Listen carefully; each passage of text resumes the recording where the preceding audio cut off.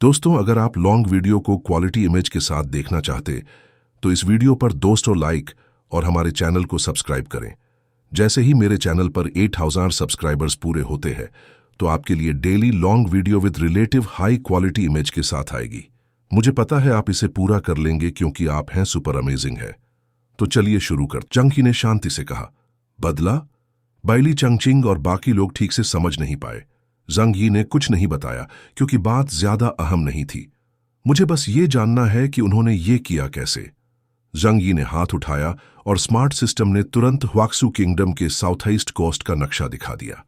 डोंगहाई city से टियानहाई city तक और इस रास्ते के कई शहर एक भयंकर सुनामी से डूब गए। यहां तक कि एक बिशप लेवल एलियन भी इतनी ताकत नहीं दिखा सकता, है ना?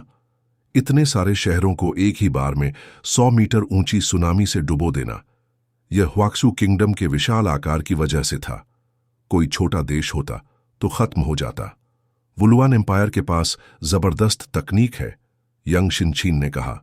उनके पास ऐसी हथियार शक्ति है जो डेथ गॉड ऑफ लव जितनी ताकतवर है। कंप्यूटर हिसाब कहता है कि अगर यह सुनामी इंसान ने बनाई हो तो उसे 100 बॉम्ब्स जितनी ऊर्जा चाहिए। मैं लू केरन ने अचानक हाथ उठाया। जंग यी ने उसकी ओर देखा। वैसे केरन, तुम इस फील्ड की एक्सपर्ट हो तो बताओ। लू केरन बोली, ये सुनामी डरावनी दिखती है, पर अगर हम हथियारों और ऊर्जा की कोई सीमा न रखें तो ऐसा हो सकता है। आखिरकार शहरों को सीधा तोड़ना नहीं है, बस उन्हें समुद्र के पानी से भरना है। तो दिखता खतरनाक है, लेकिन वुलुआन एम्पायर की ताकत उतनी नहीं जितनी लगती है। इस एक्सपर्ट की बात सुनकर सबका मूड कुछ हल्का हुआ। कम से कम इतना तो साफ हुआ कि दुश्मन अजेय नहीं है। श्वानवू और सुजाकू ने जांग यी से कहा, हुनडुन, हमें जल्दी डोंगहाई सिटी लौटना होगा। अगर कुछ और पता चले तो हमें जरूर बताना। जांग यी ने सिर हिलाया। ठीक है। उसने दोनों को जाते हुए देखा, पर विदा करने नहीं गया। वो बस अपनी बाहें मोड़े सोफा पर बैठ गया और सोच में डूब गया। कोई भी जांग यी को परेशान करने की हिम्मत नहीं कर पाया। थोड़ी देर बाद जांग यी ने फुइंग सैनिकों को बंकर लौटने को कहा। हालांकि उसका चेहरा अब भी गंभीर था, उसके अंदर ज्वालामुखी जैसी गुस्से की आग थोड़ी शांत हो गई थी। भाई, अब आगे क्या करोगे? यंग शिनशिन ने मुस्कुराते हुए पूछा। जांग यी ने सिर उठाकर उसकी तरफ देखा, फिर कमरे में मौजूद अपने साथियों की ओर। सब वहां थे। एक सज्जन का बदला कभी देर से नहीं होता, जांग यी ने शांति से कहा। सज्जन समझदार होता है। अगर जीत नहीं सकता तो पहले धमकी देता है, फिर ताकत बढ़ाकर बदला लेता है। लेकिन हम सज्जन बने या बहादुर योद्धा जो बदला लेना पसंद करते हैं, ये हालात पर निर्भर करेगा। जांग यी ने यंग शिनशिन की तरफ देखा। शिनशिन, एक दिन में मुझे उन 6 सिल्वर आर्मर जनरल्स से मिली वुलुआन एम्पायर की सारी जानकारी चाहिए। बहुत सी फालतू बातें थीं जो हटानी होंगी। हमें वुलुआन एम्पायर की मिलिट्री ताकत, आबादी, तकनीक का लेवल और म्यूटेंट्स की संख्या जाननी होगी। ताकत का अंतर जानकर ही अगला प्लान बन सकता है। गुस्सा चाहे जितना हो, जांग यी बेवकूफी नहीं करेगा। पर वुलुआन एम्पायर को मिटाना और पूरी नस्ल को दुनिया से साफ करना, अब ये उसके दिल में एक पक्का इरादा बन गया है। ये बस वक्त की बात है। यंग शिनचिन की आंखों में जोश था जब उसने सिर हिलाया। हां मेरे प्यारे भाई। उसके लहजे में अपनापन बढ़ गया था। ये यांड्रे लड़की इस खतरनाक जंग का मजा ले रही थी। केरन, तुम्हारे पास भी एक जरूरी मिशन है। जांग यी ने तुरंत लिंग की इंसानी फॉर्म बाहर निकाली। लिंग सबके लिए जानी पहचानी थी। लिंग की एनर्जी खत्म हो चुकी है। तुम्हें उसका एनर्जी रिचार्ज करना है। हमारी अब की ताकत से अगर हम पूरा देश भी लगा दें वुलुआन एम्पायर से लड़ने, तब भी एक रुकावट है जिसे पार नहीं कर सकते। अंडरवर्ल्ड का गेट कीपर। उसकी ताकत पोकोंग से कहीं ज्यादा है। मुझे शक है वो नाइट लेवल एस्पर है। उसे हराने के लिए लिंग को फिर से जगाना जरूरी है। लू केरान ने सिर हिलाया और मिशन स्वीकार कर लिया। बाकी लोग, जांग यी ने चारों ओर देखा। सब गंभीरता से उसे देख रहे थे, अपने काम का इंतजार कर रहे थे। तैयार रहो। डीमन आई से जो कुछ मिला है उसे समझो और अपनी ताकत जितना हो सके बढ़ाओ। मैं भी यही करूंगा। इसके बाद बंकर में सभी लोग अपने अपने काम में लग गए। हालांकि वे अभी डीमन आई मिशन से लौटे थे, फिर भी कोई खाली नहीं बैठा, क्योंकि अब जो खतरा सामने है उसमें वुलुआन एम्पायर के अगले हमले को रोकना जरूरी है। बाहर की दुनिया जंग यी की अगली चाल देखने का इंतजार कर रही थी। चंगची अब इंसानों की दुनिया का टॉप लेवल ताकतवर बन गया था और उसकी हर हरकत पूरी दुनिया के सुपर ह्यूमन सिस्टम को प्रभावित कर सकती थी। पर अगले 3 दिन टियानहाई सिटी में कुछ नहीं हुआ। ऐसा लग रहा था जैसे जंग यी बस आराम कर रहा हो। यहां तक कि शहर की टूटी बिल्डिंग्स भी दोबारा नहीं बनाई गई थी। यह चुप्पी डरावनी थी, पर बहुत लोगों को लगा कि बात इतनी आसान नहीं है। वो केओस चुप बैठने वाला नहीं है। ह्वाक्सू किंगडम के अलग अलग इलाकों ने जंग यी की राय जाननी चाहिए कि वो इस मामले को कैसे सुलझाएगा। बिना सोचे ह्वाक्सू किंगडम का स्ट्रैटेजिक फोकस जंग यी पर आ गया। सिर्फ ताकत की बात करें तो जंग यी का प्रेशर शेंगजिंग रीजन के होटू से कहीं ज्यादा था। साउथ वेस्ट रीजन में बिरियल के 2 भाई अपने विश्वास के कारण जंग यी की मदद नहीं कर सकते थे, लेकिन दोनों ने कहा कि जैसे ही जंग यी बदले का ऑपरेशन शुरू करेगा वो उसे पूरा साथ देंगे। लेकिन कुछ और इलाकों से अलग बातें आईं। जैसे नॉर्थ ईस्ट रीजन में हान शानजुओ ने कहा, हमारी और वुलुआन एम्पायर की ताकत में अभी बहुत फर्क है। जल्दी बदला लेना समझदारी नहीं होगी, इसलिए दोस्त हमें अभी धैर्य रखना चाहिए। सिर्फ नॉर्थ ईस्ट ही नहीं, जूजंग भी यही मानते थे। वैसे भी ज्यादा से ज्यादा एक और सुनामी आएगी। जब तक वुलुआन एम्पायर जमीन पर नहीं उतरेगा, ब्लिजर्ड सिटी को खतरा नहीं है। जंग यी ने इन बातों को नजरअंदाज किया और ज्यादा ध्यान नहीं दिया। तो वह पिछले 3 दिन कर क्या रहा था? वह अपनी ताकत बढ़ाने में लगा था। मामन के सील एरिया से लौटने के बाद उसने बहुत सी सोर्स पावर पाई थी, जिसमें हवा में उड़ने और दूसरी दुनिया से मिली एनर्जी भी थी। असल में वो भी स्पिरिचुअल पावर ही है। यिटुगाल और बाकी से जो एनर्जी ली थी वो अभी पूरी तरह उसकी ताकत नहीं बनी थी। जंग यी अब ऐसा है जैसे किसी ने बहुत सारा खाना खा लिया हो, पेट भरा है, अब उसे पचाने का वक्त चाहिए। बिना सोच समझ के किया गया प्रयास भी बड़ी ताकत लाता है और बिना प्लान के मेहनत से भी बड़ी सफलता मिलती है। अगर मुझे इस ताकत को पाना है तो मुझे ज्यादा कोशिश नहीं करनी चाहिए, नहीं तो मेरी ताकत बढ़ने की रफ्तार धीमी हो जाएगी। जंग यी ने वांग शुरेन की किताब the study of the heart का असली संस्करण पलटा। अब उसे इसका हर हिस्सा याद हो चुका था। बहुत सी बातें जो पहले उसे कठिन लगती थीं, अब टियान्यू पैलेस से लौटने के बाद धीरे धीरे साफ हो गईं। आत्मिक शक्ति के समंदर में नहाने से जांग यी को अंदर से बदलाव मिला, जिससे वो जीवन की बंदिशों से आजाद हो गया। दुनिया की असलियत को लेकर उसकी समझ पहले से बहुत बेहतर हो गई थी। 3 दिन तक वह शांत बैठा रहा और अपने शरीर को महसूस करता रहा, ईथर से जुड़ने की कोशिश करता रहा। ईथर के समंदर में भटकते हुए उसने देखा कि ढेरों सफेद रोशनी की गोलियां उसे चारों तरफ से घेर रही थीं। ऐसा लग रहा था जैसे उसकी सारी अशुद्धियां धुल गई हों और वो अपने असली रूप में लौट आया हो। इस अवस्था में वह उस आत्मिक शक्ति से जुड़ गया था जो उसने पहले जमा की थी। 3 दिन बाद उसकी अलौकिक शक्ति का स्तर 10.0 से बढ़कर फिर से 10.0 हो गया। वह ब्लैक बिशप स्तर तक पहुंचने से बस एक कदम दूर था। अगर डीमन गॉड आर्मर को जोड़ा जाए तो उसकी ताकत पहले ही ब्लैक बिशप के बराबर थी। बिना सोच के मेहनत अच्छा फल देती है, लेकिन ज्यादा होना भी उतना ही बुरा है। मेरी प्रगति पहले से ही तेज है, अब ज्यादा लालच सही नहीं। जंग यी ने ध्यान खत्म किया, ये समझकर कि जरूरत से ज्यादा चाहत उसकी आत्मिक शक्ति को रोक सकती है। उसका ध्यान लगाना असल में बस अपने कमरे में रहना, खाना, सोना और पौधों को पानी देना ही था। 3 दिन निकल गए और जब उसने कुछ नहीं किया तब तक शेल्टर के होशियार लोग अपना काम पूरा कर चुके थे। जंग यी लिविंग रूम पहुंचा। दोपहर का खाना हो रहा था, सब लोग इकट्ठा थे। जंग यी ने फैटी शू को उसके कमरे से बुलाया। वो लड़का गड़बड़ टाइम पर खाता था और देर रात तक गेम खेलता था।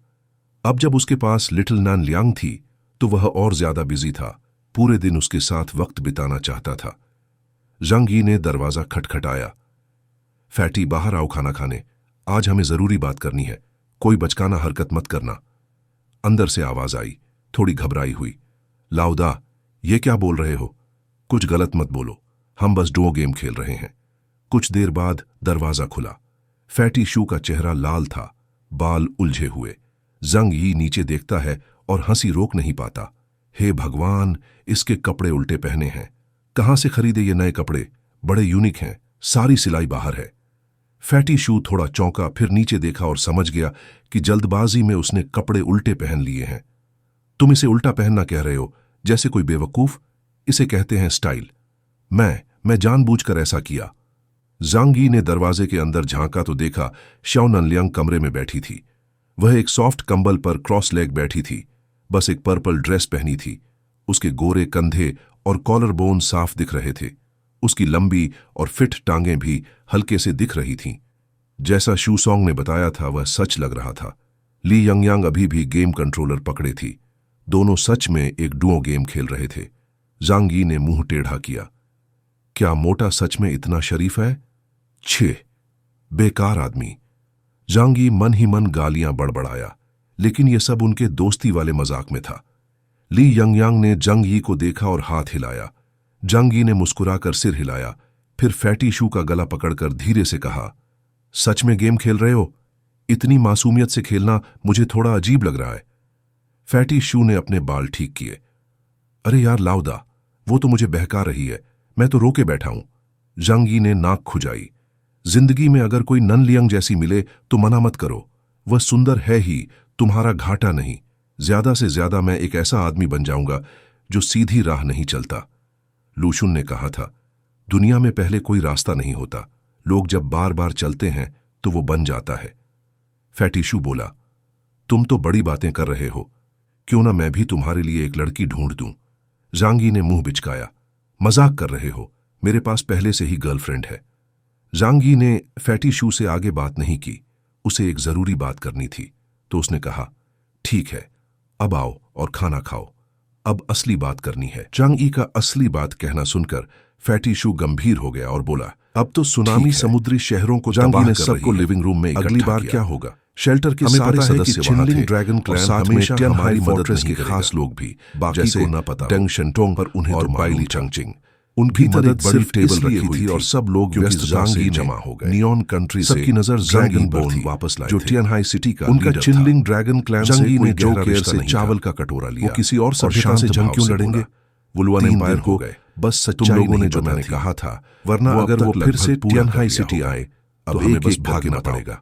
उसने अपने बाईं ओर खड़ी चावल को चॉपस्टिक से टटोला और बोला, बाकी समस्याएं तो हल तुमसे शुरू करते हैं। सबसे बड़ी मुश्किल ने सिर हिलाया, अंडरवर्ल्ड के गेट व्यवस्थित ढंग से रिपोर्ट देना शुरू किया। इसका हल है, मैंने उन 6 सिल्वर आर्मर जनरल से मिली जानकारी, अगर हम लिंक को चला पाए, हमने अब वुलुआन एम्पायर की स्थिति का अंदाजा मुश्किल लिया है। यही उसका सबसे वुलुआन एम्पायर का इलाका डीमंस आई की जानलेवा लड़ाई के बाद 3 लाख वर्ग किलोमीटर सोड नाइट की, लेकिन मानव बॉडी का सही इस्तेमाल बल्कि 3 स्तरीय है। लू केरन उन्होंने अंडरग्राउंड स्पेस को बहुत अच्छे से विकसित किया। भाई जांग यी 3 लाख वर्ग किलोमीटर लगभग, और ये पहले से भी बड़ी किंगडम के एक प्रांत। मैंने लिंक की बॉडी का अध्ययन किया। आबादी कितनी है ये मानव जांग यी नहीं लगती। एक निवाला चावल है, नेचुरल है, और 25 मिलियन लोग एक परफेक्ट। इनमें से चौंकाने वाले बस 50,000 म्यूटेंट ने पूछा, मतलब हर 500 लोगों पर एक म्यूटेंट। लू केरन ने गहरी सांस ली। उनकी तकनीक से जुड़ा हो सकता है कि अगर हमें उसे इस्तेमाल वुलुआन एम्पायर में तो इतनी ज्यादा इतिहास पुराना सुनकर डर, तो वहां म्यूटेशन रेट अगर हमसे ज्यादा ताकत लगा भी दें तो इन 50,000 में से जगह न 3,000 से भी ज्यादा डेल्टा लेवल म्यूटेंट है। क्या वाकई इतनी ज्यादा? वुलुआन एम्पायर की मिलिट्री का बड़ा हिस्सा हिलाया। उसने रुककर यीहेन क्लैन की 14.8 बिलियन आत्मिक शक्ति जिनसे हम लड़े चलती है, यानी 3,000 डेल्टा लेवल है। बाइली चंगचिंग इतनी विशाल स्पिरिट एनर्जी, याद रखिए, असल में एक छोटा सा साइकिक इंडेक्स अब 9,999। मेरे हिसाब से अगर लिंक पूरी तरह जाग जाए, ये जांग दुनिया को खत्म करने वाला सुपर वेपन बन, जिसने उसे अर्थ सेंटिपीड से एसेंस दिया था। बिल्कुल, वुलुआन एम्पायर के पास वो ड्रुक क्लैन को भी ज्यादा संसाधन होंगे। ये 3,000 डेल्टा की होली बुक के मुताबिक कम से कम 8,000 पॉइंट, जो कि एंजल्स का किंग था। बेली चंगचिंग का चेहरा एक तिहाई एंजल्स को लेकर अगर सच में जंग के खिलाफ बगावत वह सिर्फ दुश्मन के सोल्जरों से angel 3,000 delta level alien soldiers बंद कर दिया। अब भी सब पर भारी पुरानी कहानियों में सच छिपा होता है, पर जांग यी को कोई टाइटंस को क्रिएटर का वुलुआन एम्पायर की ताकत का अंदाजा, इसीलिए वो इचेन जैसे अगर चिनलिंग ड्रैगन, लेकिन उन्होंने क्रिएटर के नियम तोड़ दिए तो पूरा वात्सु किंगडम तबाह हो गया हो। ड्रुक्स तीसरी पीढ़ी के 3,000 डेल्टा, इसीलिए उनका बगावत करना समझ हमारी फुइंग सेना उन्हें रोक नहीं। जहां तक 4 आर्कएंजल्स की बात है जो गॉड के साथ थे। जांग यी ने दूसरी ओर बैठी, जांग यी के दिमाग में किचन के 4 नाइट आ गए। किरण लिंग है जो मैकेनिकल लाइफ फॉर्म्स, क्या वो ही माइकल है? क्या वो उन्हें विचार हटाते हुए जांग यी ने लू केरन से कुछ सोचती रही, क्या हम उसे थोड़ा सा जगा सकते हैं? थ्योरी के हिसाब से हाँ, बस थोड़ा, लेकिन ये मशीनें बहुत ज्यादा एनर्जी दो हिस्सों में बटी हुई है। जंग उसकी स्पिरिट ईथर में है और बॉडी इंसानों की, सब मैं देख लूंगा। तुम बस सेना पर उसकी यादें बची हैं। पूरी मैकेनिकल जानता कि जो भी ताकत इकट्ठा कितना जागाना पड़ेगा। जंगी के हाथ में आ गई थी वुलुअन एम्पायर, वो मशीनें जिन्हें कोई और ठीक नहीं कर पाया। लू केरन ने होंठ, उन्हें लू केरन कर सकती थी। मैं एक और बार कोशिश करूंगी। अंकल यू खुद को रोक न पाए, उसके लिए भी मुश्किल। ताली बजाते हुए बोले, आखिर ये वो इंसान थे भले कम जिन्होंने पूरी सिविलाइजेशन, मशीनें हमारे पास बहुत जैसे मिथ वाले। लू केरन ने आंखें घुमा दी। अंकल यू ये समझ ही नहीं पा रहे थे कि इन मशीनों को लड़ाई के लायक बनाने में मुश्किल है, कितनी ऊर्जा लगती है। ने कहा, सिर्फ अब 10 मैकेनिकल फाइटर, क्या हम लिंक निमित्स क्लास एयरक्राफ्ट कैरियर और जितनी एनर्जी खा जाते हैं हथियार की तरह चांगचिंग ने शर्म से अपना सिर जंगी ने झुका लिया। उसकी खुद को एक मशीन से भी कम समझ रहा था। हाँ, पर जंग यी को नहीं लगता यंग शिनशिन की बैली चांगचिंग को छोटा के अलावा एक और बात भी है। उसमें कई ऐसी वुलुअन एम्पायर की टेक्नोलॉजी मशीनों में 500 साल आगे है। जैसे क्रिएटर के रूल चावल की एनर्जी चाहिए, ज्यादा पॉपुलेशन और सस्ता नहीं बढ़ा सकते। खैर, वरना मजाक था। क्रिएटर उन्हें खत्म, लेकिन बात सही थी। फिर भी इन ह्यूमंस के मेन सिटी के हायर डायमेंशनल स्पिरिट से आती थी। उनके पास कुछ ऐसे वेपन्स हैं वे भौतिक दुनिया के एनर्जी कंजर्वेशन नियमों से बंधे नहीं थे। ये सब हमारी उनका विचार ही दुनिया को बदल सकता है। जंगी ने हाथ मस के अलावा ज़ांगी एक प्री हिस्टोरिक सिविलाइजेशन को लेवल इन ह्यूमंस को अपनी टीम में लेना चाहता था, लेकिन कुछ बातें करनी ही बैली चांगचिंग उस लाइफ और डेथ के चॉइस में से कोई पीछे नहीं हटता। शिनशिन डिस्ट्रॉय करना आसान है। जैसे उन्होंने यंग शिनशिन की तरफ इशारा किया। अगर लव शिनशिन ने सिर हिलाया तो ज्यादा संख्या में यूज करेंगे और सिग्मा लेवल इन ह्यूमंस की कोई खास बात नहीं। जंग शुरू होने पर ये ज्यादा खतरा नहीं होंगे। अगर फायर पावर कम हथियारों वाले आम क्वांटिटी से पूरा इन्हें हरा सकते हैं, कोई जल्दी नहीं। और सबसे बड़ा हम धीरे धीरे जारी करेंगे। इप्सिलॉन में और भी लव से पर अलग अलग जगहों से मंगाऊंगा। इप्सिलॉन शब्द आया, फिर मेन एरियाज में उन्हें जमीन के नीचे छुपाएंगे। ध्यान से सुनने लगे। बैंग म्यूटेंट एज के बाद टॉप लेवल ताकत ही तय करती है कि कौन पक्ष उनको भी दिखाएंगे कि घर उजड़ने का दर्द क्या होता है। जो जांग यी मजा आएगा ना थी, अचानक हल्की और शांत मुस्कान में बदल गई। जांग यी को राहत ठुल्ली रखी। यंग शिनशिन की मुस्कान का मतलब था कि वुलुअन एम्पायर की टॉप ताकत निकल रही थी। उनसे बहुत ज्यादा नहीं। 3 दिन से उसने कुछ नहीं किया। वुलुअन एम्पायर के पास, लेकिन इसका मतलब ये नहीं कि उसका गुस्सा खत्म हो गया। पर तियानहाई सिटी की पिछली लड़ाई में होता है, उन्होंने कई chariot class silver armoured generals और एक शेंटोंग में लंबी सांस, काफी नुकसान हुआ। फिर वही जंग डीमंस आई की लड़ाई में बिल्कुल वैसा ही जैसे मारा गया और हमने 6 सिल्वर आर्मर्ड जनरल्स पकड़ लिए। पूछा, इससे उनकी कुल ताकत का आधे से ज्यादा हिस्सा कैसी चल रही है? अब डंग फैमिली एम्पायर में बचे हुए इप्सिलॉन क्लास म्यूटेंट्स में शामिल। उसने कहा, 10 सिल्वर कहने पर मैंने नॉर्दर्न यूरोप की जानकारी, व्हाइट चैरियट क्लास लेफ्टिनेंट्स, शांत है। होली सी से कोई खबर नहीं आई। और जिसका आपको सबसे ज्यादा डर है वुलुअन एम्पायर और अंडरवर्ल्ड का गेट देख रहे हैं। वुलुअन एम्पायर का देख रहे हैं। ग्रैंड मार्शल ज़ंगी ने हाथ हिलाया। उसकी ताकत, ये लोग इंसानी साइकिक इंडेक्स स्केल जब तक मॉनिटरिंग नहीं करते। ये सुनकर सबने राहत की सांस ली। हालांकि वो मैंने कोस्टल एरियाज की जानकारी भी मंगवाई, लेकिन क्या उन्होंने पहले भी समंदर का खतरनाक दुश्मनों से नहीं लड़ा था? उनके लोग सी पेट्रोल कम से कम हैं। अब वुलुअन एम्पायर की ताकत उनके हाथ से बाहर नहीं लग रही थी। बाकी जगहों के लोग जंगी की ताकत सुनी, लेकिन ईस्ट चाइना सी वाले फंस गए हैं। एक पॉइंट ईस्ट चाइना सी, इसका मतलब क्या है? फ्रीजिंग और मड से भर के पास भी सिर्फ एक पॉइंट की अलौकिक ताकत थी। स्वानवू और सुजा से मारने में पा रहे। जांग यी को तुम्हारे जवाब का इंतजार लगानी पड़ी थी। डेंग शेंटोंग और जंगलू वहीं के पास कोई ऑप्शन नहीं है। पल भर में ताकतवर नहीं है, इसलिए मार खाते रहेंगे। अगर जांग यी ने अपने बोल को सिर्फ भागने की उम्मीद बचाती है और फिर हल्के से हंसा, जीतने का कोई चांस नहीं। ताकत नहीं है तो मार खाना ही पड़ेगा। यही अनजाने में जांग, लेकिन बदला जरूर लेना है। फैटिक शू तुरंत सबसे खतरनाक बस एक पॉइंट उसने सिर उठाया। इसमें कौन सी बड़ी बात? उसकी आंखें तेज थी और इरादा पक्का। आपकी टैलेंट से दुनिया में 10-12 साल में पार पुराने जमाने के कई रेसेस वापस आ गए हैं। डेंग शेंटोंग मुस्कुराए और पर भरोसा नहीं कर सकते। बोले, अगर हम वुलुअन एम्पायर से हार मान गए, क्या वो हमें मौका देगा? और भी मुसीबतें आएंगी। इसलिए पहले हमला जरूरी है, वरना बार बार मार खानी पड़ेगी। अंकल यू ने चॉपस्टिक नीचे रखे और बोला, जांगी करो, मैं तुम्हारे साथ हूं। जांगी ने कहा, पर सिर्फ जोश में नहीं, अकेले से कुछ नहीं होगा। अगर करेंगे भी तो हमारे बहुत लोग मरेंगे और मैं नहीं चाहता कि मेरे साथी मरें। इसलिए प्लान परफेक्ट होना चाहिए और दूसरी रीजन्स को भी साथ लाना होगा। रिसोर्सेज और ट्रूप्स देने होंगे। मैं ये सिर्फ अपने लिए नहीं, पूरे ह्वाक्सू किंगडम की पीस के लिए कर रहा हूं, जांगी ने कहा। शिनशिन, अभी से बैटल प्लान बनाना शुरू करो, कम से कम 80% सक्सेस वाला। किरान, तुम लिंग की बॉडी पर फोकस करो और उसे जरूर जगाओ। तुम जो भी मांगो मैं ला दूंगा। दोनों ने जांगी के इरादे को महसूस किया और किसी ने भी सवाल नहीं किया। यह भरोसे का सबूत था जो सभी ने जांगी पर सालों से किया था। देंग शेंटोंग ने अपने हाथ बांध लिए और सीरियस होकर पूछा, हमें क्या करना है? मैं डेंग फैमिली का सारा रिसोर्स दूंगा। बस घर पर रहो और कुछ मत करो। सबसे अच्छा यही होगा कि सबको लगे कि हम डर गए हैं। जांग यी ने टेबल पर मुक्का मारा। उसकी स्माइल ठंडी थी। हम शिफ्ट कर रहे हैं। शिफ्ट? टेबल पर बैठे सभी लोग जांग यी की तरफ देखने लगे। कुछ कंफ्यूज थे, कुछ तैयार नहीं थे। देंग शेंटोंग ने थोड़ी देर सोचा, फिर उसे जांग यी का मतलब समझ में आ गया। दुश्मन को कमजोर दिखाना और समुंदर से दूर जाना, ताकि वुलुआन एम्पायर को लगे कि हम डर गए हैं और लड़ने की हिम्मत नहीं करेंगे। सही है। जांग यी ने स्माइल करते हुए सिर हिलाया। बिल्कुल सही। सोचो डेंग शेंटोंग, अगर एक दिन बाहर के शहर से कुछ रिबेल लोग बोलें कि वो ब्लिजर्ड सिटी पर हमला करेंगे और उनका लीडर एक मामूली डेल्टा लेवल इनह्यूमन हो, तो क्या तुम डरोगे? डेंग शेंटोंग ने कहा। बिल्कुल नहीं, मैं समझ गया। वुलुआन एम्पायर को नहीं पता कि तुम्हारे पास क्या क्या प्लान है। कम से कम दिखावे में हुआक्सू नेशन की पूरी ताकत भी वुलुआन एम्पायर को हरा नहीं सकती। लेकिन मिस यांग की पावर और लिंग का ह्यूमन फॉर्म जो तुम कंट्रोल करते हो, ये सब उनके हिसाब से बाहर की चीजें हैं। जांग यी ने फिर से कटोरा उठाया और खाना शुरू किया। पेट भरना जरूरी है ताकत के लिए, और ताकत चाहिए बदला लेने के लिए, और यही दो चीजें वुलुआन एम्पायर को खत्म करेंगी। ईस्टर्न सी रीजन डोंगहाई सिटी अब एक गंदी और सुनसान जगह बन चुकी थी। पानी हट जाने के बाद पूरे शहर में कीचड़ भर गया था, जिसे साफ करना बहुत मुश्किल था। डोंगहाई सिटी अब जिंदा नहीं लगती और सबके चेहरे सुन्न हो गए थे, जैसे भविष्य की कोई उम्मीद नहीं बची हो। लेकिन किसी की बदकिस्मती किसी और के लिए मौका होती है। जो लोग ईस्ट सी रीजन के रूल्स को नहीं मानते थे, उनके लिए डोंगहाई सिटी की बर्बादी एक मौका थी उठने का। वाइल्ड वुल्फ ग्रुप एक नया ग्रुप था जो पिछले 6 महीने में उभरा था। जून सिटी में, जो डोंगहाई सिटी से लगभग 300 किलोमीटर उत्तर पूर्व में है, दर्जनों लोग समुंदर के पास एक चट्टान पर खड़े थे।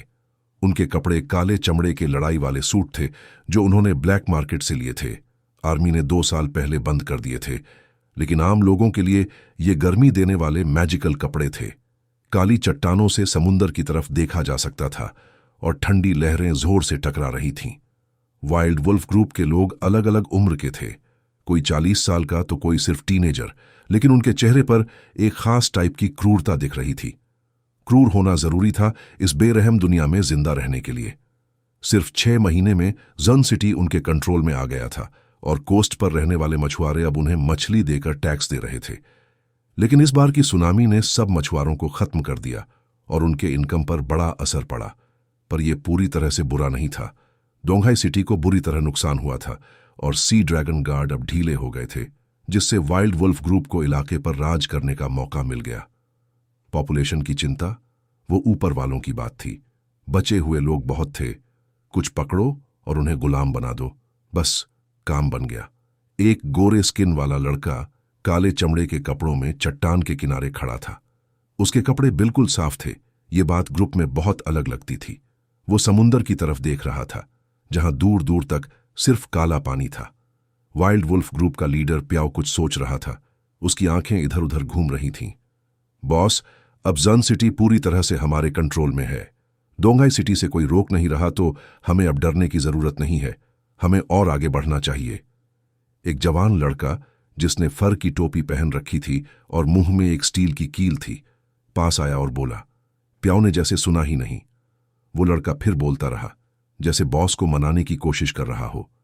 प्याओ अभी नया था, लेकिन उसकी ताकत ने सबको हिला दिया था। ग्रुप बहुत बड़ा हो गया था। अब उनका नाम इलाके में मशहूर था। आपके लीड में डोंगहाई सिटी के उन खतरनाक लोगों को छोड़कर इस इलाके में हमें कोई हरा नहीं सकता। बॉस, आप डोंगहाई रीजन के अंडरग्राउंड किंग बन सकते हो। शायद एक दिन डोंगहाई सिटी की जगह भी ले सकते। लड़का बहुत जोश में था। उसने प्याओ की ताकत देखी थी, इतनी ताकत कि उसे पहली बार में ही झुकने का मन हुआ। गूल्स, जो कभी डोंगहाई रीजन के सबसे खतरनाक इनह्यूमन थे, उन्हें प्याओ ने सिर्फ 2 सेकंड में खत्म कर दिया था। प्याओ थोड़ी देर चुप रहा, फिर बोला, मैं जा रहा हूं। पीछे सब शांत हो गए, चेहरों पर शौक था। बॉस, कहां जा रहे हो? प्याओ ने समुंदर की तरफ देखा। वहां। क्या? वहां। बॉस, सब ठीक है? प्याओ ने शांति से कहा। वहां कुछ मजेदार है, यहां अब कुछ बचा नहीं। बिना किसी की बात सुने उसने चट्टान से समुंदर में छलांग लगा दी। आह! वाइल्ड वुल्फ के लोग चिल्लाए और झुककर नीचे देखा। बस एक सफेद पानी का छींटा दिखा। गहरे अंधेरे समुंदर के अंदर एक जवान लड़के की छवि धीरे धीरे गायब हुई। अब वहां एक खूबसूरत गोरी लड़की थी, जिसका चेहरा इंसान जैसा नहीं था। जूयू की बॉडी पानी में लहराई, फिर वह एक डॉल्फिन में बदल गई और समुंदर की गहराई में तैरने लगी। समुंदर में एक विशाल डरावना मॉन्स्टर था, एनिमो, जो वुलुआन एम्पायर का सिल्वर आर्मर वाला जनरल था और जिसकी ताकत पावर ऑफ द 8 गॉड्स थी। उसका साया बहुत बड़ा था। उसकी ब्लैक बॉडी 200 मीटर से ज्यादा लंबी थी और उसका सिर किसी शैतान जैसा डरावना था। उसकी पीठ पर ब्लेड जैसी फिन थी और कई जगह नुकीले कांटे भी थे। जब जंग लू ने समुंदर को ब्लॉक करने का आदेश दिया था, तब से एनिमो हर दिन वहां गश्त कर रहा था और जो भी इंसान वहां दिखे उन्हें मारता था। अचानक एनिमो को कुछ तैरता हुआ महसूस हुआ। उसने अपनी बड़ी आंखें घुमाईं। बस एक छोटी सी डॉल्फिन दूर तैरती दिखी। एनिमो का इंटरेस्ट खत्म हो गया और वह वापस समुंदर की गहराई में तैरता चला गया।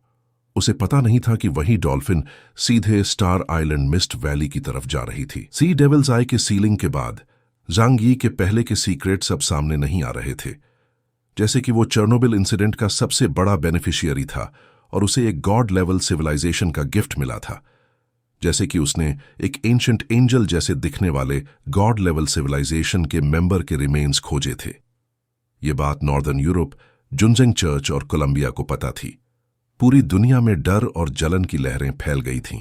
लेकिन उसी समय वुलुआन एम्पायर ने ह्वाक्शु किंगडम पर अटैक कर दिया, जिससे सभी पार्टीज चुप हो गईं। जुनजेंग चर्च में ओलिव को जैसे ही खबर मिली, वो पोप अलेक्जेंडर एक्स के पास गया। Your holiness, Pacific star island के नीचे वाली अंडरग्राउंड सिविलाइजेशन फिर से हुआक्शु किंगडम को परेशान कर रही है। उन्होंने एक बड़ा सुनामी बनाया जो हुआक्शु के साउथ ईस्टर्न कोस्ट को टारगेट कर रहा है। ये शायद हुंदुन और उसके लोगों से बदला लेने का तरीका है। ओलिव ने देखा था कि यांग शिनशिन ने 6 सिल्वर आर्मर्ड जनरल्स को कंट्रोल कर लिया था। उसे पता था कि जांग यी की टीम ने वुलुआन एम्पायर से लड़ाई की थी और जीत भी ली थी। पोप ने अपने थ्रोन पर लीन करते हुए कहा, वो आदमी बहुत ही चौंकाने वाला है, बहुत डीप सोच वाला। ह्वाक्शु किंगडम के लोग हमेशा ही अनप्रेडिक्टेबल रहते हैं। वैसे मैंने सुना है कि वो टोंग ऑर्गेनाइजेशन के लोगों से बहुत क्लोज है। ओलिव ने सिर हिलाया। हाँ, और मुझे शक है कि कुतून एम्पायर का एम्परर सैलाडिन भी टोंग ऑर्गेनाइजेशन का मेंबर है। पोप मुस्कुराया, अपने कुछ बचे हुए टीथ दिखाते हुए। फॉल का दिन करीब है और जो लोग शैडोज में छिपे थे अब बाहर आ रहे हैं। कोई बात नहीं, सब आ जाएं, फिर हम उन्हें खत्म कर देंगे। ओलिव ने पूछा, तो क्या हमें कैओस और वुलुआन एम्पायर के बीच वाले मैटर में दखल देना चाहिए? पोप ने पूछा, बिशप ओलिव, तुम्हारा क्या सोचना है? ओलिव ने तुरंत जवाब दिया, मुझे लगता है हमें वेट एंड वॉच करना चाहिए, और वैसे भी हम देख सकते हैं कि माइकल के रेलिक्स कितने पावरफुल हैं। जुनजेंग चर्च मानता था कि लिंग असली आर्कएंजल माइकल है। बहुत अच्छा, तुम्हारा आइडिया सही है। चलो देखते हैं वो क्या करते हैं। टोंग ऑर्गेनाइजेशन का सीक्रेट बेस अटलांटिक ओशन में एक छिपे हुए आइलैंड पर, जिसका नाम ऑयस्टर आइलैंड है, एक पुराना यूरोपियन स्टाइल का विला जंगल के बीच में खड़ा था। मॉन्टेस्क्यू, जो कि टोंग ऑर्गेनाइजेशन का प्रेसिडेंट था, सोफा पर बैठा था। उसके पास बैठा था मीवीडी ब्राट, जो टोंग ऑर्गेनाइजेशन का लेवल 32 मेंबर था। मॉन्टेस्क्यू ने ब्राट को कॉफी दी और फिर खुद रिलैक्स होकर बैठ गया। कैओस और चर्च के बीच अनबन हो गई है? मॉन्टेस्क्यू ने मुस्कुराते हुए पूछा। ब्राट ने सिर हिलाया। हाँ, ये न्यूज नाइट्स ऑफ राइचियसनेस से आई है और सच है, एक बड़ा कॉन्फ्लिक्ट हो गया है। हमें कैओस के बारे में जो पता है उसके मुताबिक वो बहुत ही केयरफुल आदमी है। अगर उसे टारगेट किया गया है तो वो चर्च के साथ कभी नहीं रहेगा। दोनों ने एक दूसरे की तरफ देखा और खुश होकर मुस्कुराए। जंग यी की ताकत उन्हें पता थी। अगर वो उन्हें ज्वाइन नहीं भी करता, फिर भी चर्च को ज्वाइन ना करना एक बड़ी बात थी। हमें पूरी कोशिश करनी चाहिए कि कैओस को अपने साथ मिलाएं, मॉन्टेस्क्यू ने कॉफी पीते हुए कहा। ब्रैट बोला, मैं भी मानता हूं, इससे हमें चर्च को नुकसान पहुंचाने का भी मौका मिलेगा। लेकिन अभी हमारे पास ऐसा कोई स्ट्रांग तरीका नहीं है जिससे हम हुनदुन को इंप्रेस कर सकें। मॉन्टेस्क्यू ने सोचा और बोला, ब्राट, तुम तो हमेशा स्मार्ट आइडियाज लाते हो। तुम्हारे बिना टोंग ऑर्गेनाइजेशन वेटिकन से लड़ ही नहीं पाता। मॉन्टेस्क्यू की तारीफ सुनकर ब्राट मुस्कुराया। थैंक्स प्रेसिडेंट, लेकिन वो मौका शायद बहुत करीब है। ब्रैट ने एक पेपर डॉक्यूमेंट दिया और मॉन्टेस्क्यू ने जल्दी से रीडिंग ग्लासेस पहन लिए। उसमें ह्वाक्शू किंगडम पर हुए वुलुआन एम्पायर के अटैक का डिटेल था। 1000 किलोमीटर से ज्यादा की कोस्टलाइन डूब गई। एक सुपर सुनामी ने दर्जनों शहरों को तबाह कर दिया। ये तो भयानक है, मॉन्टेस्क्यू बोला। ये सचमुच भयानक है, ब्रैट बोला, लेकिन असली एपोकलिप्स इससे भी ज्यादा बुरा होगा। मॉन्टेस्क्यू ने सोचा, हमें उसकी मदद करनी होगी। ये सिर्फ ऑर्गेनाइजेशन के लिए नहीं है, बल्कि दुनिया की शांति के लिए भी है। हम वेटिकन वाले नहीं हैं जो किसी के मरने की खुशी मनाएं। ब्रैट ने कहा, तो आप किसे भेजना चाहते हैं? ये मिशन बहुत डेंजरस है। मॉन्टेस्क्यू ने बहुत सोचकर कहा, हमारा नाइट ऑफ बेनेवोलेंस जाएगा। ब्रैट चौंक गया। सर, वो आदमी तो सब गड़बड़ कर सकता है। और आप जानते हैं उसने वो नाइट का टाइटल कैसे पाया था? मॉन्टेस्क्यू ने मुस्कुराते हुए कहा, मैंने सोच लिया है, वही सबसे सही चॉइस है। और अगर मैं उसे भेजूं तो केओस शायद मना नहीं करेगा। ब्रैट को कोई ऑप्शन नहीं दिखा। ठीक है, फिर मैं खुद जाकर बात करूंगा। ब्रैट उठा, झुका और टी रूम से निकल गया। मॉन्टेस्क्यू ने अपना चेहरा हाथ से रगड़ा और उदासी से बोला, काश वो दिन थोड़ा लेट आता। लेकिन उसने हाथ में पकड़े डॉक्यूमेंट को कॉफी टेबल पर फेंक दिया। वो पेपर नीचे एक सेलेस्टियल बॉडी की फोटो दिखा रहा था, जो मोस्टली ब्लैक और ग्रे था और स्पेस में एक डरावनी रोशनी में चमक रहा था। उस पर बहुत से गड्ढे थे, जैसे किसी ने मिसाइल से मारा हो। और उसके नीचे बाएं कोने में एक बहुत बड़ी और गहरी क्रैक थी। जब सब लोग जांगी के एक्शन का इंतजार कर रहे थे, तभी टियानहाई सिटी में एक बड़ा इवेंट हो गया। ब्लिजर्ड सिटी से दर्जनों बड़े ट्रांसपोर्ट ट्रेन्स आईं, जो बर्फीले मैदान और आइस को पार करते हुए टियानहाई एरिया तक पहुंची। टियानहाई के लोग अपने बंकर से बाहर निकलकर बड़े बैकपैक्स और अपने परिवारों को लेकर नॉर्थ की ओर जाने लगे। वो ट्रांसपोर्ट ट्रेन्स में चढ़े। हर ट्रेन में करीब 1000 लोग आ सकते थे, तो हर बार 10,000 से ज्यादा लोग जाते। ये लोग ब्लिजर्ड सिटी की ओर जा रहे थे, जो जांगनन एरिया का सेंटर था। जांगी ने तुरंत टियानहाई फोर्ट्रेस को वापस ले लिया। इस आइकॉनिक जगह के टूटने से पूरी सिटी एक जमी हुई, कीचड़ में मिली जगह में बदल गई। ब्लिजर्ड सिटी ने रोज स्क्वाड की मेंबर्स को भेजा उन्हें लाने के लिए। ये सब लड़कियों की म्यूटेंट टीम थी, जो पहले जांगनन रीजन की कोस्ट पर पेट्रोल करती थी। लेकिन जांगी और उसकी टीम के आने के बाद कोस्टल डिफेंस को अब इनकी जरूरत नहीं रही। इस वजह से ये सुनामी से बच गईं। लिंगू फेक्शुए, जो रोज स्क्वाड की लीडर थी, अब अपनी एबिलिटी के टॉप पर पहुंच चुकी थी। एक सुपर ह्यूमन जिसकी पावर इंडेक्स 99999 थी। वो जंगी के पास आई और ब्लिजर्ड सिटी की तैयारियों की रिपोर्ट दी। लॉर्ड केओस, आपकी रिक्वेस्ट पर हमने ब्लिजर्ड सिटी में टियानहाई के लोगों के लिए एक खास एरिया बना दिया है। घर, खाना, गर्म पानी और हीटिंग सब रेडी हैं। जांगी ने सिर हिलाया।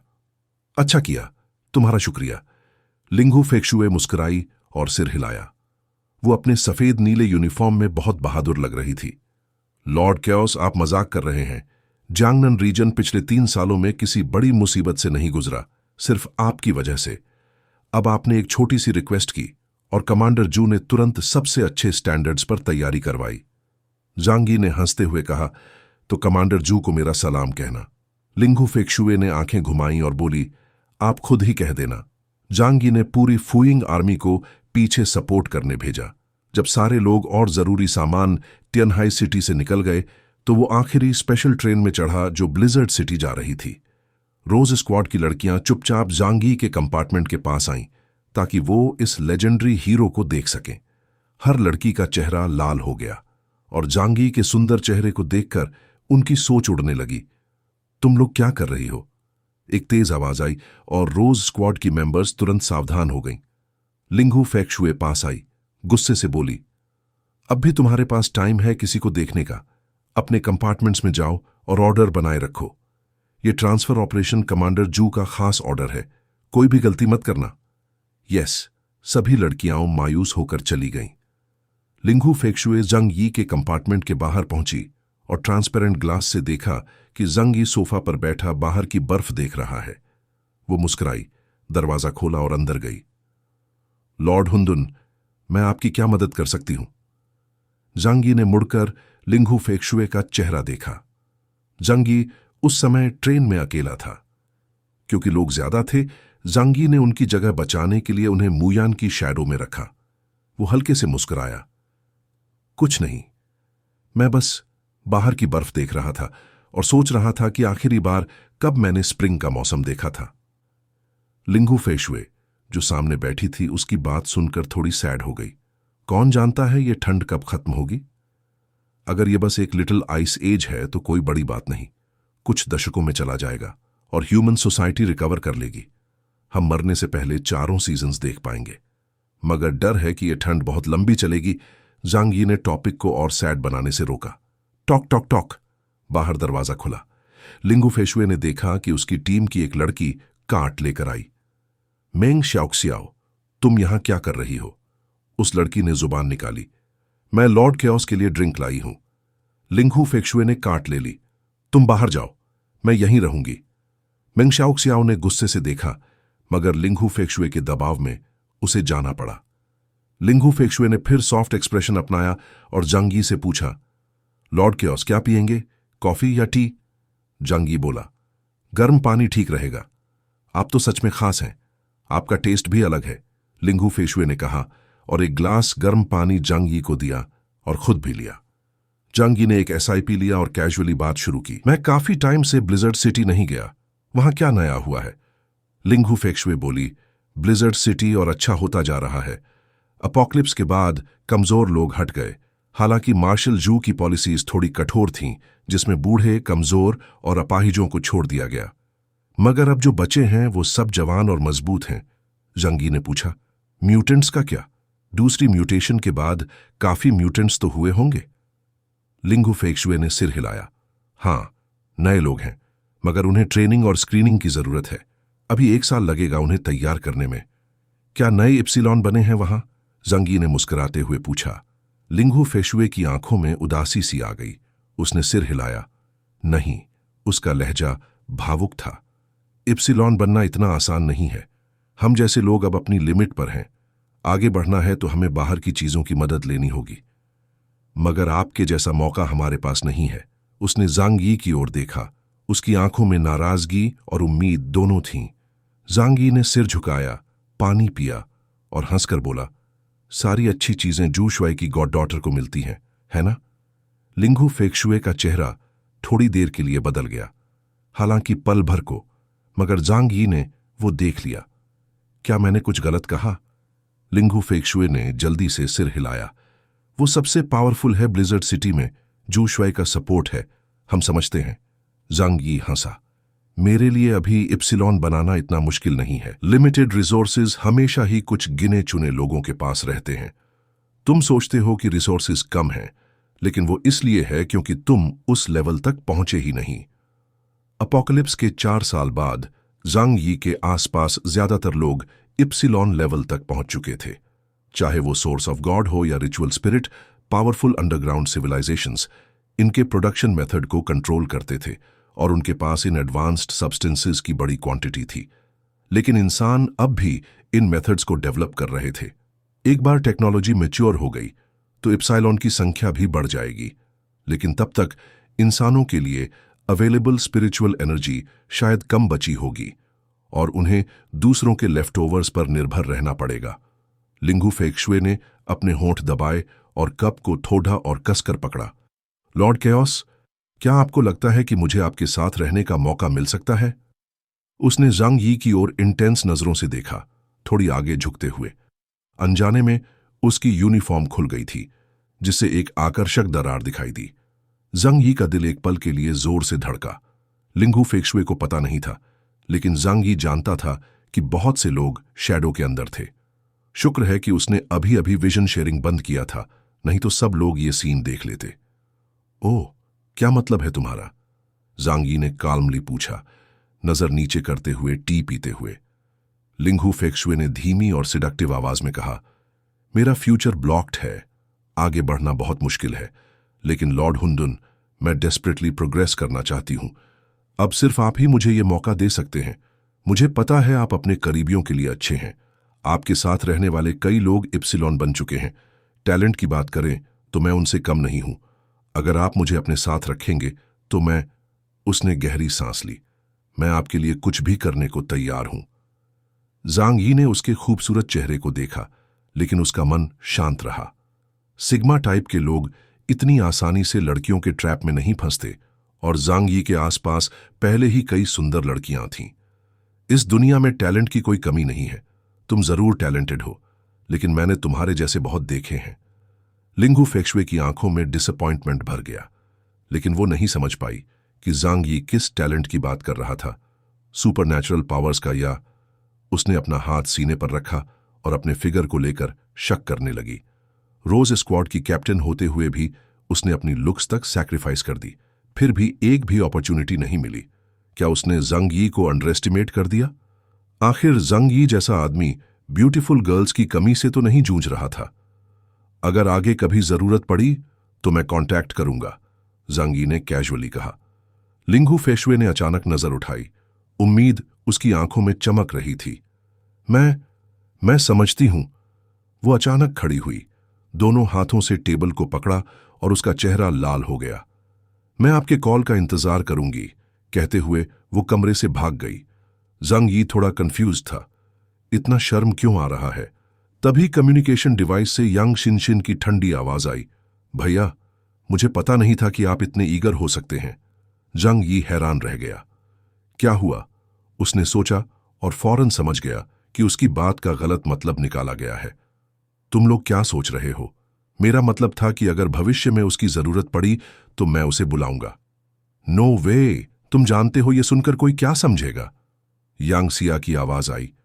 लेकिन आखिर तुम्हें उससे और चाहिए क्या? जांग यी ने कंधे उचकाए। बस यूं ही सोचा, क्या पता कभी जरूरत पड़े। जांग यी ने पूरी टियनहाई सिटी की पॉपुलेशन को ब्लिजर्ड सिटी में शिफ्ट कर दिया। ये न्यूज जल्दी ही फैल गई, क्योंकि टियनहाई सिटी वुलुआन एम्पायर का एक मेन टारगेट था, इसलिए उन्होंने भी इस बड़ी रिलोकेशन को नोटिस किया।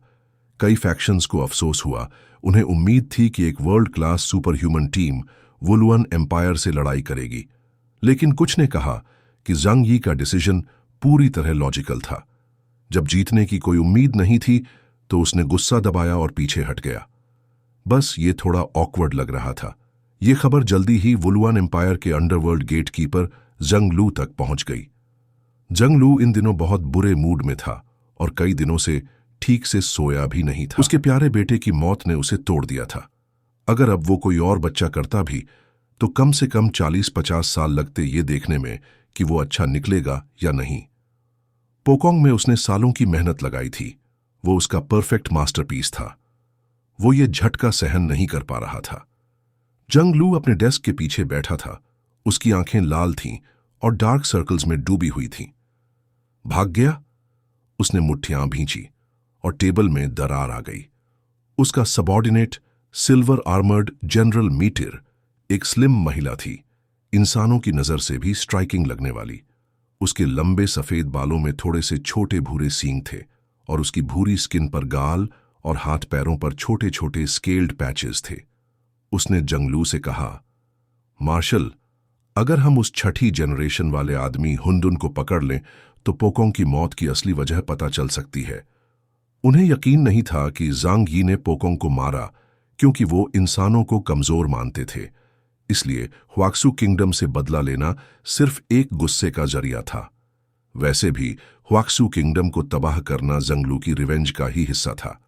भाग गया, जैसे कि एक कीड़ा भी समझदार हो सकता है। उसे पता है हमें प्रोवोक नहीं करना, लेकिन कोई फायदा नहीं, वो मरेगा और उसके आसपास के लोग भी नहीं बचेंगे। मैं उस किंगडम का अंत जरूर करूंगा, मिटियर ने पूछा। लेकिन ह्वाक्सू किंगडम के नीचे जो रेस है उसका क्या?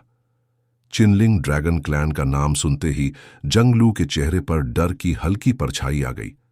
पिछली हार के बाद उसने इंपीरियल डॉक्टर्स को एंशिएंट टेक्स्ट्स ढूंढने भेजा था। उन्हें कुछ मिला और उनकी फाइंडिंग्स ने जंग लू को और भी डरा दिया। अगर ह्वाक्सू के नीचे की अंडरग्राउंड सिविलाइजेशन वही है जिसने पिछले युग में दुनिया को डोमिनेट किया था, तो वुलुआन एम्पायर उनके खिलाफ जाकर सिर्फ मौत बुला रहा है। अभी शोरलाइन पर आने की सोचो भी मत। पहले उन्हें धीरे धीरे टॉर्चर करो, फिर मैं रास्ता निकालूंगा हनडुन और उसके परिवार को सामने लाने का। सी ऑफ मेमोरी में चिनलिंग ड्रैगन क्लैन का होना ह्वाक्शु पर वुलुआन एम्पायर के अटैक की सबसे बड़ी रुकावट था। जहां तक इंसानों की बात है, वो उन्हें कुछ नहीं समझते। अगर उस बैटल में व्हाइट ड्रैगन सन ना आता तो जंग लू अपने एक्स्ट्रा टैलेंटेड स्किल्स से पूरी ह्वाक्शु नेशन को मिटा सकता था। ह्वाक्शु के पास god of love and death जैसी चीजें थीं, लेकिन वो उनकी डूम्सडे वेपन्स के सामने कुछ भी नहीं थी। इसलिए पोकोंग की मौत और 6 सिल्वर आर्मर्ड जनरल्स के गायब होने के बाद भी जंग लू ने कभी नहीं माना कि उन्हें जांग यी ने मारा होगा। ये वॉर सिर्फ जांग यी को मारने और ह्वाशु के इंसानों को मिटाने के लिए नहीं था, ये फ्यूचर इन्वेजन की तैयारी भी थी। अगर हम पूरी जमीन नहीं ले सकते तो कम से कम इसका आधा हिस्सा तो जरूर। जंग लू ने मैप देखा और उसका प्लान रेडी था। बस एक रुकावट है, वो मिस्टीरियस सिविलाइजेशन। हमें पहले उन्हें अच्छे से इन्वेस्टिगेट करना होगा। ब्लिजर्ड सिटी में जांग यी का आगमन। जांग यी ब्लिजर्ड सिटी पहुंचा। जूजंग शहर के बड़े लोगों के साथ उसे लेने आया, लेकिन डेंग परिवार का हेड डेंग युआनबो वहां नहीं था। जांग यी और डेंग फैमिली की दोस्ती गहरी थी, तो उनसे मिलना बाद में भी हो सकता था। डेंग शेंटोंग पहले ही जांग यी को आश्वासन दे चुका था। जांग यी को देखकर जूजंग के चेहरे पर खुशी और चिंता दोनों थी। जांग यी से मिलने की खुशी और टियानहाई सिटी के हालात की चिंता। कैप्टन केओस, कितने दिन हो गए तुम्हें देखे हुए, कैसे हो? टियानहाई सिटी की हालत सुनकर बहुत दुख हुआ। लेकिन अब जब तुम यहां हो तो ब्लिजर्ड सिटी को अपना घर समझो, बिल्कुल भी संकोच मत करना। जूजंग ने जांग यी से हाथ मिलाया और हालचाल पूछा। जांग यी ने हल्के से हाथ हिलाया। कोई बात नहीं, जिंदगी कभी स्मूथ नहीं होती, ये सब तो नॉर्मल है, मैं संभाल लूंगा। टियानहाई सिटी से आए लोग अब सेटल हो चुके थे। जांग यी ने सबको बस सिर हिलाकर ग्रीट किया। उसकी स्टेटस इतनी हाई थी कि उसे सबसे इंडिविजुअली मिलने की जरूरत नहीं थी, पर सब जांग यी को ऐसे देख रहे थे जैसे कोई भगवान आया हो। जूजंग और जांग यी कमांड सेंटर में पहुंचे और जूजंग के ऑफिस में चले गए। प्लेजेंट्रीज को साइड करके जूजंग ने खुद जांग यी के लिए चाय बनाई और पूछा, यह क्राइसिस अचानक कैसे आ गया? क्या तुम्हें लगता है कि वो कोस्ट पर इसलिए हमला कर रहे हैं क्योंकि वो फुल वॉर की तैयारी कर रहे हैं? जूजंग की आंखों में चिंता साफ दिख रही थी। जांग यी खुद टियानहाई सिटी नहीं बचा पाया था, तो अगर वुलुआन एम्पायर का आर्मी अटैक करता तो ब्लिजर्ड सिटी का क्या होता? जांग यी ने कामली कहा, अभी के लिए इनलैंड में कोई बड़ा खतरा नहीं है। उन्हें शोरलाइन पर आने से डर लगता है। शायद वो सिर्फ छोटे मोटे अटैक्स करें। जूजंग ने सिर हिलाया, लेकिन उसकी चिंता कम नहीं हुई। तो फिर वापस जाने की सोच भी मत करना। अब तुम यही रहो ब्लिजर्ड सिटी में, जो चाहिए बस बताओ। मैं गारंटी देता हूं यहां तुम्हें किसी चीज की कमी नहीं होगी। जांग यी ने हल्की मुस्कान दी, थैंक्स। फिर उसकी नजर ऑफिस में इधर उधर घूमी। उसे कुछ चेहरों की कमी महसूस हुई। जूजंग का सेक्रेटरी लान शिनचेंग, जो उसका सबसे भरोसेमंद आदमी था, वहां नहीं था, और जूजंग की गॉड डॉटर जू यू, वो भी नहीं दिखी। सेक्रेटरी लान कहां है? जांग यी ने कैजुअली पूछा। जूजंग का चेहरा थोड़ा बदल गया। उससे एक गलती हुई थी, तो मैंने उसे पनिशमेंट के तौर पर लेबर वर्क में भेज दिया। जांग यी ने ज्यादा सवाल नहीं किए। और जू यू कैसी है? जूजंग चुप हो गया। जांग यी को लगा शायद वो अपने कार्ड्स छुपा रहा है, तो मुस्कुराकर बोला, उसकी एबिलिटी युएन कोंगिए से जुड़ी है। उसका पोटेंशियल इन्फिनिट है। अगर सही से ट्रेन किया जाए तो वो तुम्हारा सबसे बड़ा वेपन बन सकती है। जूजंग ने धीरे से गल्प किया। उसका चेहरा थोड़ा ऑकवर्ड था। जांग यी, मजाक मत करो। तुम्हारी स्ट्रेंथ तो अब चाइना में सबसे टॉप पर है। जूयू तुम्हारे मुकाबले बहुत पीछे है। बस वो तुम्हारी रक्षा कर पाए, वही बहुत है। जांग यी ने कप नीचे रखा और जूयू के बारे में कोई और सवाल नहीं पूछा। उसने जिंदगी में बहुत बड़े बड़े ओपोनेंट्स देखे थे। अब उसका अगला सामना अंडरवर्ल्ड के गेटकीपर से होना था। जूयू को वो लाइटली नहीं लेता, लेकिन उससे डरता भी नहीं। जू शुआई, मुझे तुमसे एक बात करनी है। जांग यी ने जूजंग को देखा और मुस्कुराकर कहा। चाओ चेंग तुरंत बोला, तुम मुझसे बात कर रहे हो और फिर भी डिस्कस कह रहे हो? जो चाहिए बस बोलो। ठीक है तो सुनो, मुझे जांगनन रीजन के सारे न्यूक्लियर मटेरियल्स चाहिए। जूजंग की मुस्कान एकदम फ्रीज हो गई। जंग यी डेथ गॉड ऑफ लव की बात नहीं कर रहा था, वो सारे न्यूक्लियर मटेरियल्स की बात कर रहा था। लू केरन लव गॉड बना सकता था, लेकिन उसके लिए जो रॉ मटेरियल्स लगते थे वो बहुत रेयर थे और बहुत पावरफुल लोग उन्हें कंट्रोल करते थे। अपोकलिप्स के बाद ये चीजें और भी कीमती हो गई थीं। एक न्यूक्लियर पावर प्लांट बनाने के लिए भी बहुत सारी न्यूक्लियर मटेरियल्स लगती थीं। जंग यी अगर सारी स्टॉक ले जाए तो जू जंग की हालत तो खराब हो जाएगी। अब तो जंग यी उसे बिल्कुल खाली कर रहा था। जंग यी, इतनी न्यूक्लियर मटेरियल्स क्यों चाहिए? जरा बता दो, मैं हेल्प करूंगा प्लान बनाने में। जूजंग ने सीरियसली पूछा। जंग यी ने मुस्कुराते हुए जवाब दिया, ये सब जांगनन रीजन की सेफ्टी के लिए है। मैं अभी ज्यादा डिटेल्स नहीं बता सकता, पर भरोसा रखो, ये तुम्हें टारगेट करने के लिए नहीं है। जूजंग को उस पर यकीन था। अगर जंग यी जांगनन का सुप्रीम कमांडर बनना चाहे तो शायद पूरे देश में कोई उसे अपोज नहीं करेगा।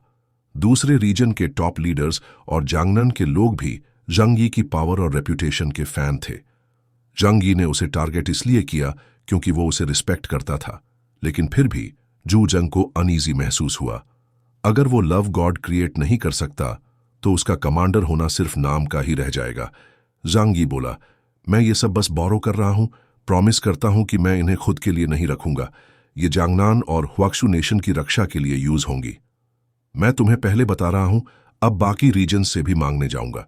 जूजंग ने चौंक कर पूछा, क्या तुम सच में वुलुआन एम्पायर से लड़ाई की प्लानिंग कर रहे हो? मुझे तो उसे लगा था कि जंग यी ने सिर्फ रिट्रीट किया है और अब शांति चाहता है। जंग यी ने मुस्कुराकर कहा, रिट्रीट अभी है, लेकिन फ्यूचर में बदला जरूर होगा। जब तक वुलुआन एम्पायर खत्म नहीं होगा, हुआक्शु नेशन के लिए उनका नफरत फिर से हमला करवाएगी। उस वक्त जनरल जू, क्या आपको लगता है ब्लिजर्ड सिटी सुरक्षित रहेगा? जूजंग ने सिर झुकाया, माथे पर चिंता की लकीरें। थोड़ी देर बाद उन्होंने गहरी सांस ली। भाई, मैं सच कहूं, डेथ ऑफ लव के बिना मैं ये पोजीशन संभाल नहीं सकता।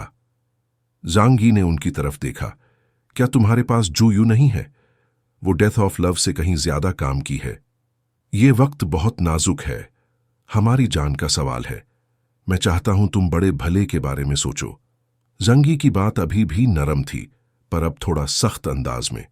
जूजंग से बात करना इज्जत का हिस्सा था, पर अगर इज्जत नहीं बची तो जंग यी मदद खुद करेगा। जूजंग ने मजबूरी में कहा, ठीक है, मैं मान जाता हूं, पर मुझे एक वादा चाहिए। तुम मेरी मदद करोगे जब मुसीबत आएगी। तुमको मेरी जांगनान रीजन वाली पोजीशन बचानी होगी। जंग यी हंस दिया, तुम्हारा ताकत का लालच गजब है। जूजंग ने सिर हिलाया और कड़वी मुस्कान दी, नहीं, तुम नहीं समझते। अगर मैंने ये पोजीशन खो दी तो मेरी जान खतरे में आ जाएगी। जांग यी बोला, ठीक है, मैं वादा करता हूं, डेथ ऑफ लव के बिना भी तुम जांगनान रीजन के सुप्रीम कमांडर बने रहोगे। कोई तुम्हें हटा नहीं पाएगा जब तक तुम खुद न चाहो। जूजंग के चेहरे पर मुस्कान आ गई जंग यी का वादा सुनकर। ठीक है, अब मन को शांति मिली। मैं किसी को भेजता हूं तुम्हें देने, पर वो रेडियो एक्टिव मटीरियल है, ध्यान से रखना। जंग यी ने सिर हिलाया, फिक्र मत करो, मैं संभाल लूंगा। अब जंग यी को रेडिएशन का कोई असर नहीं होता, जो जूजंग सोच भी नहीं सकता। जूजंग से थोड़ी देर बात करने के बाद जंग यी कमांड सेंटर से बाहर निकल गया, पर जाते समय उसने ऑफिस के कोने में एक परछाई को देखा और हल्के से मुस्कुराया। जंग यी के जाने के बाद जूजंग सोफे पर बैठ गया, सोच में डूबा रहा। फिर अचानक गुस्से में चिल्लाया, उस गद्दार लान शिनचेंग को बुलाओ। अंधेरे से एक आदमी निकला, काले सूट में, हल्का गंजा सिर। वो था जूजंग का बॉडीगार्ड सन लक्सुआन। हाँ कमांडर जू। सन लक्सुआन ने सिर झुकाया और बाहर जाकर एक सैनिक को आदेश दिया कि लान शिनचेंग को लाओ। कुछ देर में लान शिनचेंग आया, सफेद शर्ट और काली पैंट में, बहुत थका और बिखरा हुआ लग रहा था। पहले के उत्साही लान शिनचेंग से अब का रूप एकदम अलग था। जूजंग को देखते ही वो झुक गया और बोला, कमांडर जू, मुझे अपनी गलती का एहसास है, सजा दो। जूजंग ने ठंडी नजर डाली, अब समझ आया गलती, पहले कहां था अक्ल? बताओ वो लड़की अब कहां है? जूजंग को जल्द ही पता चला कि जू यू, लान शिनचेंग और ली लिंगशुए की मदद से ब्लिजर्ड सिटी से निकल गई थी। जूजंग को बेवकूफ नहीं बनाया जा सकता। ली लिंगशुए एक जरूरी तकनीकी एक्सपर्ट थी, सीधी सादी और इनह्यूमन बनाने में डूबी हुई। जूजंग ने उसे नहीं छुआ, उसे बस डांटा और बोला कि लैब से बाहर ना निकले। पर ऐसे लोगों के लिए हाउस अरेस्ट कोई सजा नहीं। पर लान शिनचेंग के लिए जूजंग बहुत गुस्से में था। उसे टू युनली को सौंपा गया मानसिक पूछताछ के लिए। कोई शारीरिक चोट नहीं दी गई, पर दिमागी टॉर्चर से लान शिनचेंग टूट गया। सिर्फ 2 हफ्तों में उसका वजन काफी घट गया। लान शिनचेंग ने दुख भरे चेहरे से कहा, जू शुआई, वो जाने के बाद मुझसे संपर्क नहीं कर रही। मैं अब उसे नहीं ढूंढ सकता। जूजंग ने चाय के कप को कसकर पकड़ा। लान शिनचेंग ने कहा, जनरल जू, मैं ये सब आपके और इलाके की भलाई के लिए कर रहा था। देखिए, बाहर हर ताकतवर इनह्यूमन ने मौत से जंग लड़ी है और लड़ते लड़ते ऊपर चढ़ा है। मिस जूयू के पास गजब की काबिलियत है। ब्लिजर्ड सिटी में रहकर वो उड़ने वाली चिड़िया नहीं बन सकती। धड़ाम! जूजंग ने चाय का कप उसके सिर पर दे मारा। बकवास बंद कर! जूजंग उठ खड़ा हुआ, उंगली से उसकी तरफ इशारा करके चिल्लाया, क्या तुम समझते हो मैं ये नहीं जानता? मुझे तुम जैसे बेकार की सलाह चाहिए? ब्लिजर्ड सिटी में अभी टॉप लड़ाई करने वाला कोई नहीं है। अगर दुश्मन आया तो मुझे और मेरी जनता को कौन बचाएगा? मैं ज़ांग यी नहीं हूं। मेरे पास कोई आर्मी नहीं है साथ रखने के लिए। मैंने अपनी तरफ से पूरी कोशिश की उसे ताकतवर बनाने की, और क्या चाहिए था उसे? सबको ये समझ है, जूजंग को भी, पर सच्चाई कुछ और होती है। जैसे पहले ली चांगोंग और अब हुतू को देखो। बेस संभालना आसान नहीं, ताकत बढ़ाना और मुश्किल। पहले वाले हुआसू नेशन के महान योद्धा अब ज़ांग यी के पीछे छिप गए हैं, पर हर कोई ज़ांग यी नहीं होता। ज़ांग यी ने जो तकलीफें झेली हैं, उनकी कीमत बहुत बड़ी थी। अगर कोई और रास्ते में मर गया तो पूरा इलाका हिल जाएगा। लान शिनचेंग ने कप का वार नहीं रोका, सिर से खून बह निकला। पर वो जूजंग को देखता रहा और बोला, पर आप भूल जाते हैं, मिस जूयू एक इंसान है, मशीन नहीं। वो इतनी देर ब्लिजर्ड सिटी में कैद नहीं रह सकती, न शरीर से न दिमाग से। तियानहाई सिटी की लड़ाई उसका पहला मौका था बाहर की दुनिया देखने का। वहीं उसे एहसास हुआ कि ब्लिजर्ड सिटी के बाहर एक और बड़ी दुनिया है। तब से उसका सपना था ब्लिजर्ड सिटी छोड़ना और दुनिया को जानना। जूजंग थोड़ी देर चुप रहा, फिर हाथ हिलाया और बोला, ले जाओ इसे। लान शिनचेंग को ले जाया गया, पर उसने माफी नहीं मांगी। भले ही वो हमेशा जूजंग का चमचा कहलाता था, पर आज उसका जो स्टैंड था वो सिर्फ चापलूसी नहीं था। वो जवान था, सोचता था और अपने फैसले खुद लेता था। अगर उसे लगता कि ये सही है और इलाके या जूजंग की भलाई में है तो वो जरूर करता। कमांड सेंटर से निकलकर ज़ांग यी गया डंग परिवार के घर डंग युएनबो से मिलने। डंग युएनबो बहुत खुश हुआ ज़ांग यी के आने से।